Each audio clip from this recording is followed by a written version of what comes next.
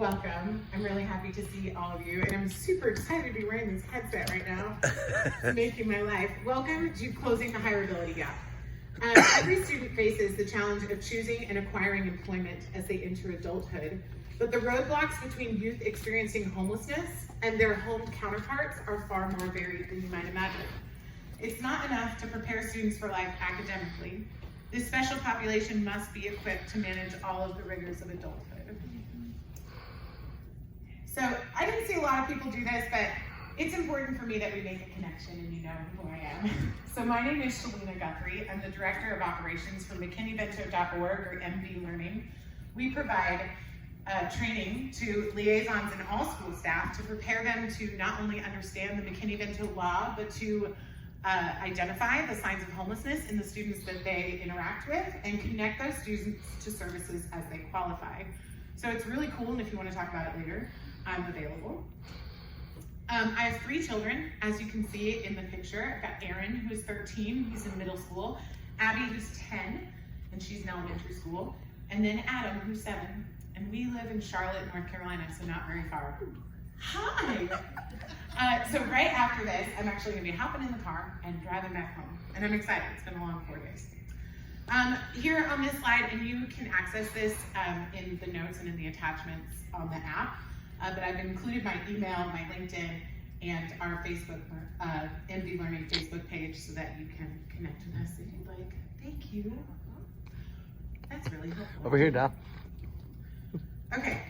I want to begin by really clarifying what this presentation is and what it isn't. This entire thing that I put together is a collection of observations of an employer. So I'm not a teacher, I'm not a liaison, I'm not anyone with any authority to assess whether or not the systems that are currently in place are working or not working, or inappropriate or appropriate. I'm here to discuss what I've seen in my experience and to draw inferences based on those insights to hopefully shed light on the indisputable gap in hireability between homed and unhomed candidates. So as we go through this time together, please receive this information through that lens. I'm not here to tell you how to do your job, or to tell you if you're doing it well or you're not doing it well, or to assert that you or your colleagues are missing the mark in any way, shape, or form. I'm entirely convinced that the work you do every day is pivotal to the success of our youth. And it's honorable, and it's even heroic in its effectiveness. You're amazing, and I know it. But talking about the hireability of students experiencing homelessness is going to expose some things that we possibly could work on or improve. So we're gonna love each other through this one. All right, so I always like to start my meetings or classes with an overview of the agenda. All of my employees will tell you that, and today is no different. We're gonna cover 2 main topics today. We're gonna start with a case study highlighting our partnership with a nationwide organization and how we came to hire 2 candidates from their program. We found a natural partnership between our 2 organizations, and we'll talk about that in just a second. Each of the applicants that came to us came with different strengths and weaknesses, and they can provide us with a great case study of the challenges faced by youth who've experienced homelessness as they enter the workforce. At the end, I'll offer 5 things that we can do today to improve the readiness of youth experiencing homelessness as they prepare to enter the workforce, and we'll brainstorm some ideas together of what we can do and what you're experiencing in the field. So let's get started. Look how witty I am, a tale of 2 new hires. MV Learning has been offering high-impact training to schools and administrative staff for a number of years. But as a team, we're constantly trying to find ways that we can expand our impact beyond just the product that we sell. One of the ways that we thought we could help was by employing youth who have experienced homelessness, providing on-the-job training and preparation for long-term employment. What would happen if we could impact not only the educational experiences of youth experiencing homelessness, but also their long-term success? It was exciting to think about, but it came with a lot of surprises. The first step to our new idea was to find an organization that we could partner with to find people to hire. Our home offices are located in Ada, Michigan, so our initial partnership was with Covenant House Grand Rapids. Later, we would also partner with Covenant House Atlanta. What is Covenant House? Covenant House is a large privately funded agency that, in addition to meeting basic needs, provides care to homeless youth aged 14 to 20, designed to transition them into an independent adulthood free from the risk of continued homelessness. Covenant House offers services including healthcare, educational support, GED preparation, college scholarships, job readiness, and skills training programs, drug abuse treatment and prevention programs, legal services, mental health services, mother-child programs, transitional living programs, street outreach, and aftercare. So basically, they are a juggernaut of help in this field. And we were really excited to get to partner with them. We were really excited when we reached out to Covenant House and they agreed to partner with us. They immediately connected us with a candidate, we'll call her Sarah, and shortly after, another candidate, Joe. Candidates were offered full-time employment, competitive compensation, full benefits, new computers upon which they could work, and hands-on, in-depth, on-the-job training. The candidates had different backgrounds, but both had experienced long-term homelessness in their recent past and were living full-time in the Covenant House lodging.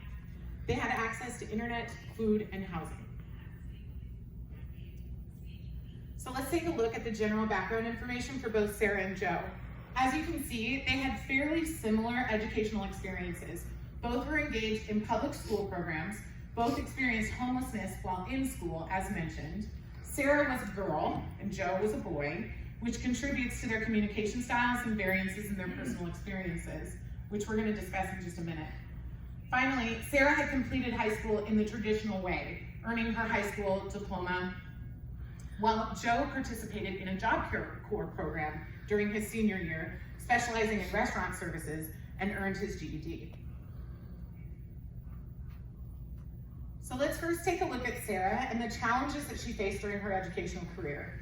You should know that while she wasn't a star academically, she wasn't a 4.0 student, she would graduate with a 2.8 from the same school that she attended for her entire 4 years of high school. So I think that this is really, it's a unique thing about her that she wasn't highly mobile. She didn't go to a million different schools during her tenure as a student. So first, Sarah was not identified, not formally anyway, by any of the schools that she attended as a child experiencing homelessness. This is for many reasons, and most of them were outside of the control of school staff. The most notable reason was that members of Sarah's family were undocumented, and Sarah and her parents lived in constant fear of being separated by the legal system or being deported entirely. So this contributed to her resistance to self-identify herself as a child in need, and pretty much any service that required her to give her name, address, or parental contact information was off the table for her. Next, let's talk about general hygiene. Sarah didn't have access to regular showers, razors, a hairbrush, a toothbrush, hair cutting services, or laundry amenities for long periods of her high school tenure. Consider this for a second. You're 16, possibly the most fragrant time in your life, surrounded by clothed and bathed peers, struggling to even exist in those spaces, let alone thrive in them. She experienced near constant criticism, questions, and bullying about her hygiene, and it led to significant anxieties about being in community with others. All of that doesn't come close to her struggle to get and keep access to feminine hygiene products and education.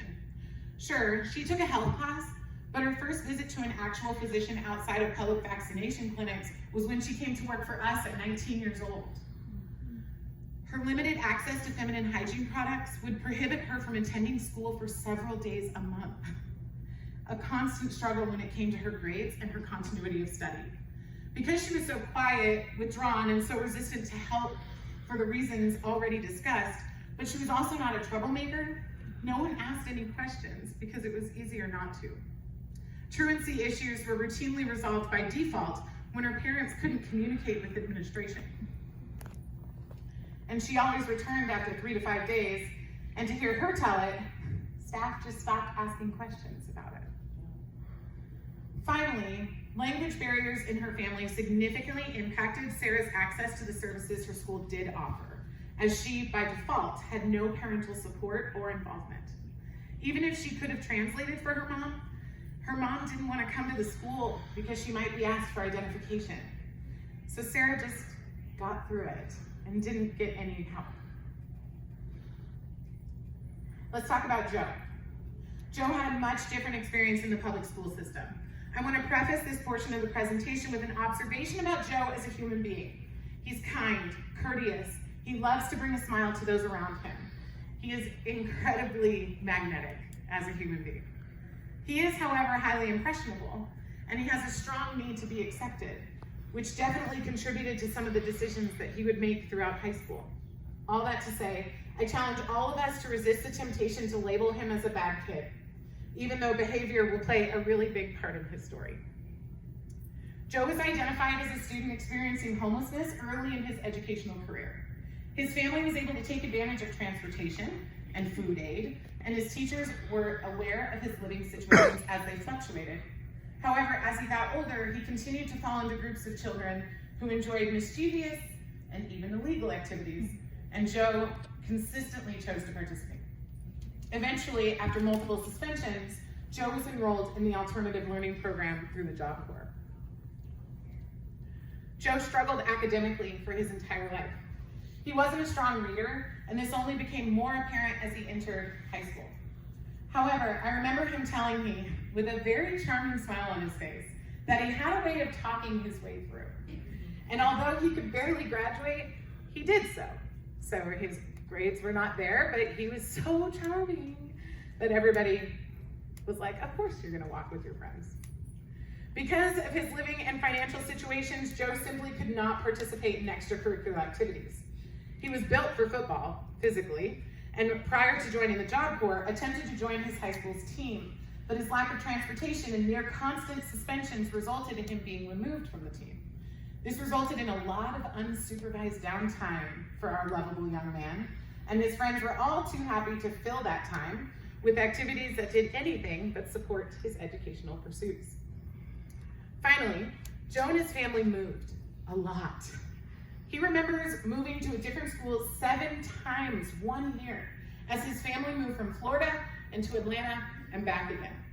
This made it almost impossible for the staff at either of those schools to adequately assess his proficiency level, his learning progress, or build strategic tools to encourage his success. Furthermore, the lack of consistency in his learning community limited even well-meaning educators from building strong relationships with him, which meant that the relationships that were around him and the external forces having the most impact on his life were his friends, and not the great educators that were attempting to forge relationship with him. So now we've learned a little bit about Sarah and Joe and what their backgrounds are. And this is going to play a really huge role in their time of employment with us. So let's talk about Sarah's professional strengths and challenges. Initially, Sarah was hired as a sales rep, and she met with potential clients via Zoom to discuss the products that we offer and hopefully garner a deal. Later, based on what we learned about her strengths and preferred areas of interest, Sarah would move to our operations department, where she was able to flex her burgeoning tech skills and avoid face-to-face customer interaction. So let's talk about what she was really good at. So Sarah was clearly a seasoned student, and she loves learning. She was motivated by solving her problems and overcoming daily challenges. She was consistent in her attendance, she was on time, and she was reliable whenever we gave her a task or a project. She was unafraid of constructive criticism, and she was able to ask for help when she needed it. When criticism was given, she could retain that new knowledge and apply it consistently to new areas as she continued to learn. She was always willing to tell us how we could help her be successful and the needs that she had, which not only extended to concepts and things that she didn't understand, but also logistically, the things that she needed to get her job done. For example, it was really hard for her to work consecutive hours when she was living in the Covenant house because it's a dormitory situation and there were people moving in and out. It was difficult for her to take advantage of an hour-long lunch because she had to sign in and out and things like that. And she didn't have a vehicle to go where she needed to go. And so we were able to help her in some of those areas. But it wasn't all smooth sailing. There were definitely some struggles, as there is with bringing in a 19-year-old who has never had a job before and their only access to technology has been at their school library.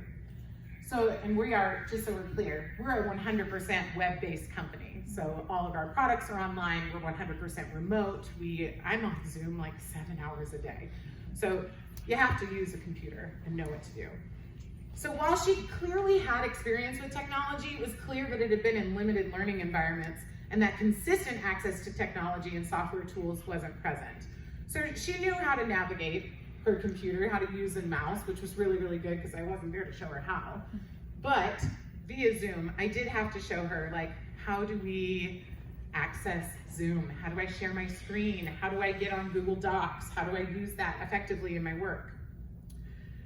She also had a really limited knowledge of adult life concepts. So banking, insurance, budgeting, how to schedule her personal appointments. She had never seen that exhibited in her life. She had never seen anybody schedule a doctor's appointment. Like I said, her first formal doctor's appointment, other than a free health clinic, was when we actually hired her, and this lovely couple right here drove her to her first doctor's appointment. So she had no idea when it was time to set up a bank account and she saw a fee on her bank account that she didn't understand. She was paralyzed with fear about calling and talking to someone on the phone because she had no idea what to ask, didn't know what the standard was. And so she actually paid 6 months of a fee that she shouldn't have paid because she was terrified to make the phone call. Luckily, she has a bulldog for a boss, and we got those fees removed. She also didn't know how to draft an email, how to address a customer professionally, how to read numbers out loud, how to schedule appointments, how to use Zoom, etc. So that numbers out loud part is actually one of my favorite experiences with Sarah. So one of the things that she had to do in the sales meetings is tell people how much things were going to cost, right? How much is it going to cost? And initially when she started out, if it was $1,500, she would say, it's going to be 1500.00. Well, that was confusing to our customers and a weird way to hear numbers. But she had done a whole bunch of these guided with us, but then she was doing appointments on her own. This could have been a problem that preceded, and she could have been really awkward with her customers from there forward, but she actually came to me and said, hey, I don't know how to say numbers. And I was like, what do you mean you don't know how to say numbers? I don't clarify it for me. And she was like, well, this number, and she held it up on her piece of paper in the Zoom, and she said, 1500. And I said, that's 1,500. And she was like, show me how to do that. And so we spent the next week, every day, spending 2 hours a day, and I made her flashcards. And we would go through the flashcards together. We put together an online Quizlet for her to learn how to do it. But this is actually, while this is a weakness, one of her greatest strengths was that passion for, please show me how to do it so that I can learn how to do this. It would have been really easy for her to get discouraged and be like, I don't feel adequate enough or prepared, but she didn't. All right, so we also had an additional thing. So Sarah grew up in an environment that was more conflict heavy than a lot of us have probably experienced. And this really started to come out in interpersonal relationships, specifically with her relationships with her coworkers. It was especially difficult. I anecdotally attribute this to the lack of modeling for conflict that she saw at home and possibly at school. The conversations that she and I had around this was a lot of, you're not going to like everyone, and not everyone is going to like you, but you do have to act like it. Here is how to treat someone with respect without feeling like you are betraying your own self-worth. Here's how to have healthy boundaries. Here's how to communicate what you need. One of the things that was really hard for her is when her coworkers called her like hun or sweetheart. As the youngest person on our team, and as someone, everybody on the team knew what her background was. That felt really abrasive to her. And so we had conversations about how to tell someone, hey, I know you're really well-meaning, but I actually don't really like it when people call me pet names. Can you call me by my name? And her having that conversation on her own and realizing that the person in response could say, oh my goodness, I never meant to offend you. Of course, I'll call you Sarah. Was really amazing, but typically not something that you have to go over with a standard hire, right? Professionality is something that we have come to expect. So another thing that was really interesting and that I didn't expect and I was unprepared for was Sarah had experienced a lot of trauma, specifically with men. Signs of anxiety were notable early on. primarily around verbal communication. And these struggles that she was having would spark emotional responses that most of us would consider outside of the norm for a professional setting.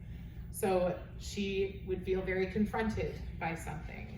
She didn't feel like she could share her opinion with certain genders on the team or with certain customers that she was dealing with.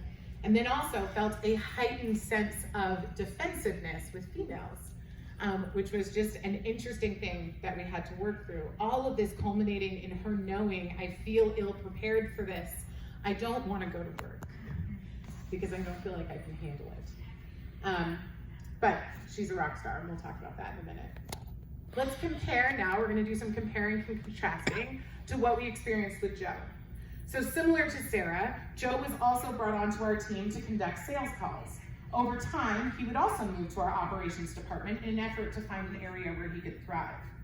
We conducted a strengths finder exercise. We encouraged personal reflection on future goals and professional desires, and we offered educational opportunities at no expense to Joe. Few of these were actually utilized.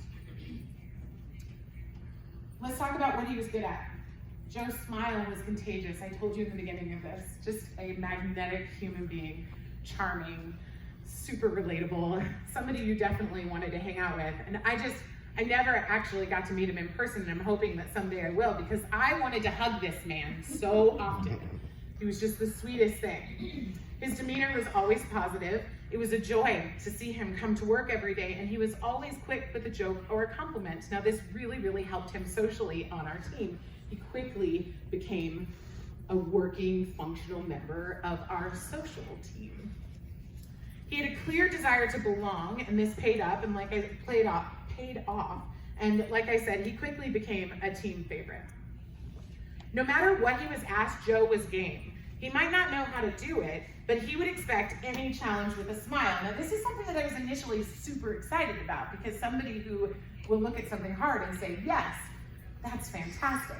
We'll talk about, when we talk about his weaknesses, how there wasn't a lot of, that was the end of what we got, right? Super good attitude all the time, and then nothing after that.